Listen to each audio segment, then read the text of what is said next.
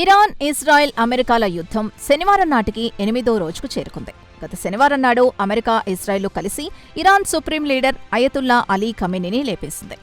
అటు నుంచి ఇరాన్ మరింత రెచ్చిపోయి తన ఇరుగు పొరుగున ఉన్న అన్ని ముస్లిం దేశాలపై మిసైల్స్, డ్రోన్లతో తెగబడుతోంది. ముఖ్యంగా గల్ఫ్ దేశాల్ని లక్ష్యంగా చేసుకుని దాడులు చేసి నిలువునా వణికిస్తోంది. గల్ఫ్లోని 6 దేశాల్ని గడగడలాడిస్తోంది. ఇరాన్ క్షిపణి దాడులకు దుబాయ్ నిలువునా వణికిపోయింది. అక్కడి ఎయిర్పోర్ట్ని మూసివేశారు. వ్యాపార లావాదేవీలు ఎక్కడికక్కడ ఆగిపోయాయి. ప్రజలు ప్రాణాలు అరచేతిలో పెట్టుకుని బిక్కుబిక్కు అంటూ బతుకుతున్నారు. ఇక తాజాగా సౌదీ అరేబియాపై పడింది ఇరాన్. ఇక Saudi crown prince Mohammed bin Salman లేదా ఎంబీఎస్ అంటేనే ఇరాన్ రగిలిపోతోంది. ఎంబీఎస్ స్వయంగా ట్రంప్పై ఒత్తిడి తెచ్చి ఇరాన్పై దాడులు చేయించాడని గ్లోబల్ మీడియాలో పెద్ద ఎత్తున వార్తలొస్తున్నాయి. దీంతో ఇరాన్ సౌదీ అరేబియాపై విచ్చలవిడిగా దాడులు చేసి తన అక్కసును తీర్చుకుంటోంది. ఇక తాజాగా సోషల్ మీడియాలో ఒక వీడియో తెగ వైరల్ అవుతోంది. సౌదీ అరేబియాలోని అల్ ఖాజ్ మీడియాలో ప్రిన్స్ సుల్తాన్ ఎయిర్బేస్పై ఇరాన్ భారీ క్షిపణులతో దాడి చేసింది.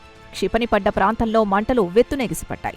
ఇక ఈ ఎయిర్బేస్లో ఉన్న అమెరికా మిలిటరీ దళాలు, ఎయిర్ ఫోర్స్ సిబ్బంది ప్రాణాలు అరచేతిలో పెట్టుకుని పరుగులు తీశారు. అయితే సౌదీ రాజధాని రియాద్ సమీపంలోనే ఈ ఎయిర్బేస్ ఉంది. అయితే ఈ క్షిపణి పడ్డ ప్రాంతంలో భారీ పేలుళ్లు వినిపించాయని చెబుతున్నారు.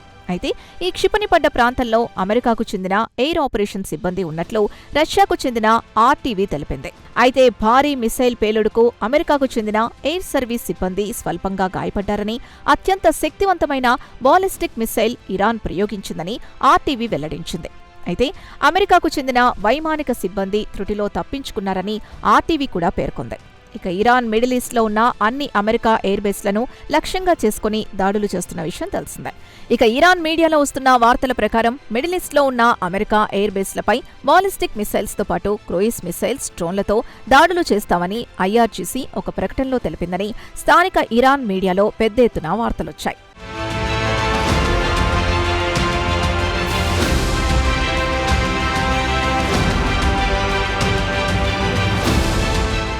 ఇరాన్ మీడియాలో వస్తున్న వార్తా కథనాల ప్రకారం ప్రధానంగా అమెరికా బేస్లున్న యునైటెడ్ అరబ్ ఎమిరేట్స్తో పాటు కువైట్లో ఉన్న ఎయిర్ బేస్లు, అలాగే ఖతార్లో ఉన్న అమెరికా ఎయిర్ బేస్లను లక్ష్యంగా చేసుకుని దాడుల పర్వాన్ని కొనసాగిస్తామని ఐఆర్జీసీ మీడియాకు పంపించిన ప్రకటనలో వివరించింది. పైన తెలిపిన 3 ఎయిర్ బేస్లు మిడిల్ ఈస్ట్లో అత్యంత కీలకంగా భావిస్తోంది. తాము జరిపిన మిస్సైల్స్ దాడిలో ఈ 3 ఎయిర్ బేస్లు దారుణంగా దెబ్బతిన్నాయని తెలిపింది. అక్కడి ఎయిర్ ట్రాఫిక్ కంట్రోల్, రాడార్ వ్యవస్థతో పాటు రన్వేలను ధ్వంసం చేశామని పేర్కొంది. అయితే రాబోయే రోజుల్లో దాడులు మరింత దారుణంగా ఉంటాయని ఇరాన్కు చెందిన ఐఆర్జీసీ హెచ్చరించింది. శత్రు దేశాలకు గట్టిగా బుద్ధి చెబుతామని వార్నింగ్ ఇచ్చింది. ఇదిలా ఉండగా భారీగా మిస్సైల్ పడ్డంతో యుఏఈలో 3 ప్రాణాలు కోల్పోయారని యుఏఈ డిఫెన్స్ మినిస్ట్రీ తెలిపింది. అలాగే 112 మంది గాయపడ్డారని, వీరంతా సుమారు 90 దేశాలకు చెందిన పౌరులని, వెంటనే ఎమర్జెన్సీ సిబ్బంది రంగంలోకి దిగి వారిని చికిత్స కోసం ఆస్పత్రికి తరలించామని యుఏఈ డిఫెన్స్ మినిస్ట్రీ అధికారులు తెలిపారు. అయితే ఈ దాడిలో గాయపడిన వారి పేర్లు కానీ, మృతుల పేర్లు కానీ యుఏఈ ప్రభుత్వం విడుదల చేయలేదు. గాయపడిన వారిలో పలు దేశాలకు చెందిన వారున్నారు. వారిలో ఇరానియన్ పౌరులు కూడా ఉన్నారని అధికారులు చెబుతున్నారు. కానీ వారి పేర్లు, వివరాలు మాత్రం బహిరంగంగా వెల్లడించలేదు. కాగా ఇరాన్ శుక్రవారం నాడు అత్యాధునిక మిసైల్స్తో దాడులు చేస్తామని హెచ్చరించింది. ఆపరేషన్ ట్రూ ప్రామిస్ 4 పేరుతో అత్యంత ప్రమాదకరమైన మిసైల్స్ ని రంగంలోకి దించుతున్నట్లు వెల్లడించింది. కోరం షహార్ 4 అనే అల్ట్రా హెవీ మిసైల్స్ ని ప్రయోగించినట్లు ఇరాన్ మీడియాలో పెద్ద ఎత్తున వార్తలొచ్చాయి. ఇక ఇజ్రాయెల్తో పాటు అమెరికా బేస్లు ఎక్కడైతే ఉన్నాయో అక్కడ కొత్త రకం ఆయుధాలతో నిరంతరం దాడులు చేస్తామని ఇరాన్ ఐఆర్జీసీ హెచ్చరించింది. కాగా ఇరాన్కు చెందిన తస్నీమ్ న్యూస్ ఏజెన్సీ ప్రకారం శుక్రవారం మధ్యాహ్నం నుంచి కొత్త రకం మిసైల్స్ ని ప్రయోగించామని వెల్లడించింది.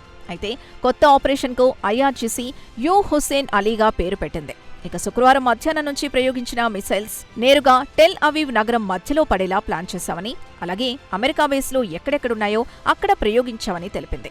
ఇక ఈ మిసైల్స్ విషయానికొస్తే అత్యంత ప్రమాదకరమైనవి.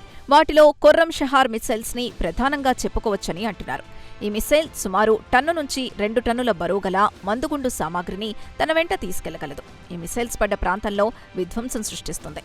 అలాగే ఖైబర్ మిసైల్స్, ఫతే మిసైల్స్ ని కూడా ప్రయోగించామని తెలిపింది.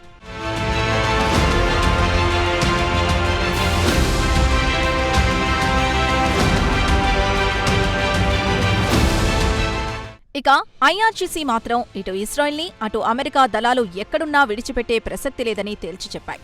పర్షియన్ గల్ఫ్ నుంచి టెల్ అవీవ్ వరకు మిసైల్స్ వర్షం ఎడతెరిపి లేకుండా కురిపిస్తామని హెచ్చరించింది.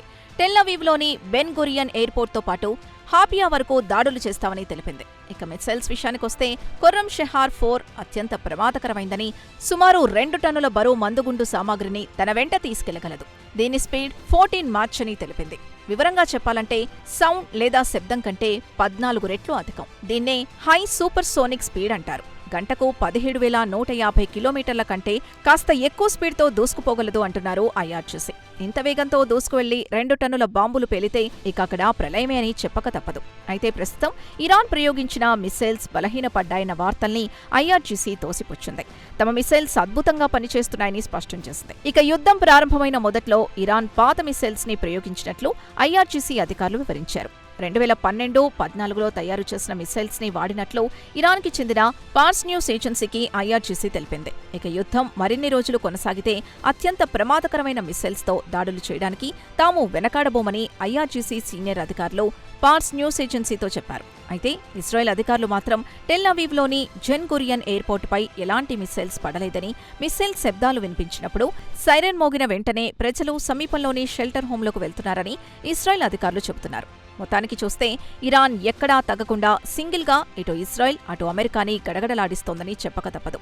మరి రాబోయే రోజుల్లో పరిస్థితులు ఏ మలుపు తిరుగుతాయో వేచి చూడాల్సిందే.